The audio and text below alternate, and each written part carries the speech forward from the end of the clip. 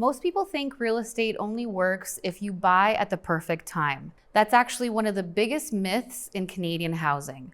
I want to talk about why I've always believed in real estate, even when the market feels hard, confusing, or honestly a little discouraging. The Canadian housing market moves in cycles. It goes up, it cools, it corrects, and then it grows again. But one thing has stayed consistent over the last 30 years.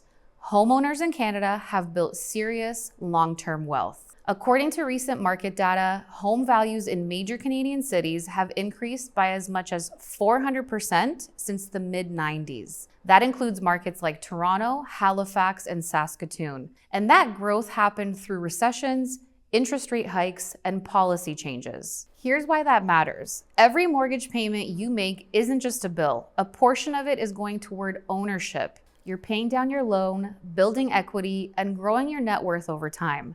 That's very different from rent, which is an expense with no long-term return. Homeownership is basically forced savings. Month after month, year after year, you're building something that's yours.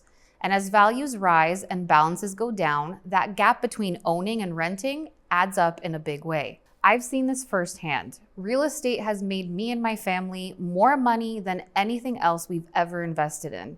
It's helped create stability, options, and opportunities that wouldn't exist otherwise. And that's why I've always believed in it and always will. Beyond appreciation, owning property gives you flexibility. Equity can be used for renovations, future investments, or even retirement planning.